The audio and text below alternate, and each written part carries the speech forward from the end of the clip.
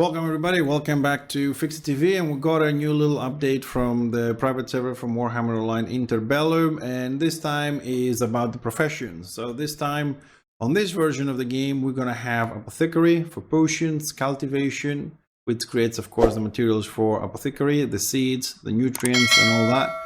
Heads wizards for talismans, and of course gathering, which includes salvaging, scavenging and butchering. However, we do have a few changes that's going to be taking place compared to what we know from Eternal Reckoning and live. And let's start with apothecary. So the changes are that all potions will share a single 2-minute long cooldown. So I don't think we can no longer double pot. So it's going to be one potion. So you have to be very careful when to choose it and when to drink it. Also, super long duration on stat potions and liniments are a thing of the past. So you can forget the liniments, the double buffs, and things that last 60 minutes and so on and so forth. These are the changes there. Now when it comes to apothecary, we also have new potions, not everything but a couple of them. So we're going to have a power potion now, which gives you attack power. We're going to have critical potion that increases your critical hit rating, that is your chance if I'm not mistaken. Armor potion as before, restoration, which restores health over time. Adrenaline potions, that is the new morale, so you have a potion to buff your morale, so it won't be necessary, I suppose, to some extent, to have a class just for buffing that. You can drink a potion. AP potion, which of course is going to increase your AP regeneration. And finally, mass potions will control how sensitive you are to be crowd controlled. Now remember, all these are nice, but according to what we read before, all potions are a 2-minute long cooldown. So we'll see. I'm assuming that this will have their own because they're buffing potions rather than health or regen or stuff like that. They haven't released all the details, but just how we're going to craft them, so stay tuned. We're going to be a little bit more. Next, we have the heads wizards, talisman making. Here is what we know as before in the previous versions. So you're going to make talismans, but you're also going to make resurrection stones. So every single player that has a resurrection stone can resurrect an ally as long as they're out of combat. Now, we're going to talk about them a little bit later because they have some very specific things. And one thing you need to know about talismans is they have introduced a new mechanism, and that is that they are not forever.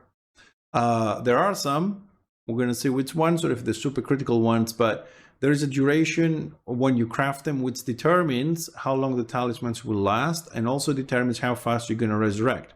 So non-permanent talismans deteriorate while you're logged in, and their timer starts when you socket them. Now, when it comes to their timings, what we have here is when you craft them, if you get a duration value of 1, that means your talisman is going to last for 8 hours in the game. The hours you actually play, it doesn't count when you are offline. And for the resurrection stones that have a duration value of 1, it's going to take you 12 seconds to resurrect someone. You can see here as you go down, if you get to 7, you get 6 days for your talismans and 3 seconds for resurrection time. And of course, if you get 8, which is the maximum, your talismans become permanent and your resurrection is instant. So once you get that value, which I'm assuming is going to be kind of hard to get, maybe not too hard, but you know. So as you level up, all these things are just going to decay. So also going to create a little bit of more market value if these things are decaying and these are too expensive. You know what I mean? There's a lot of things there. Now, moving on to cultivation, which goes along with the potions. This time, you're going to need, as in live, to have the appropriate ingredients. Most likely, not most likely, there are seeds, water, soil, and nutrient, as before when you're growing them. Now, in Return of Reckoning, you have those, but you don't need them. In Interbellum, you're going to need those.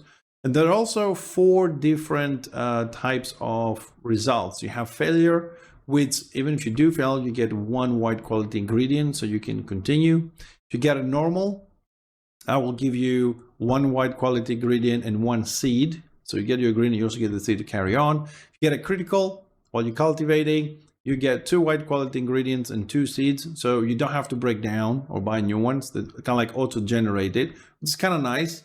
And if you get a special result, then you get 1 white quality ingredient, 1 seed, and 2 blue quality ingredients.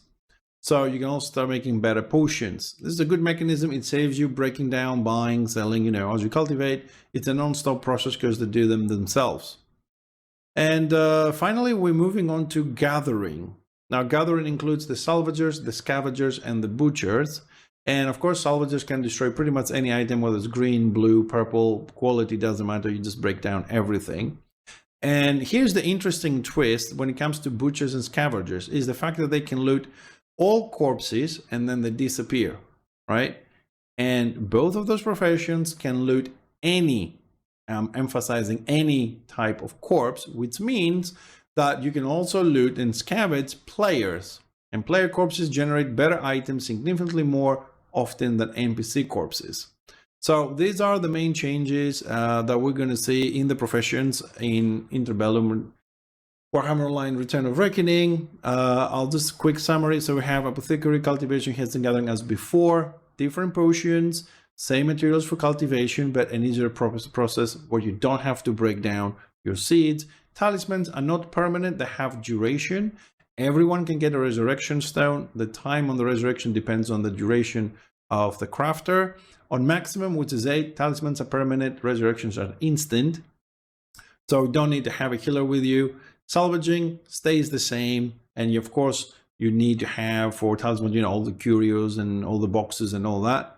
Salvaging, you break everything down. And scavenging and butcher, you can pick any corpse, including players, and players more often will give you better things for your crafting. And that's a little update. Of course, you can read all those things in more detail along with the tables the devs have provided on the public release on my website, fixitv.live. You'll find everything out along with everything else that we've done, this video and previous things about this project.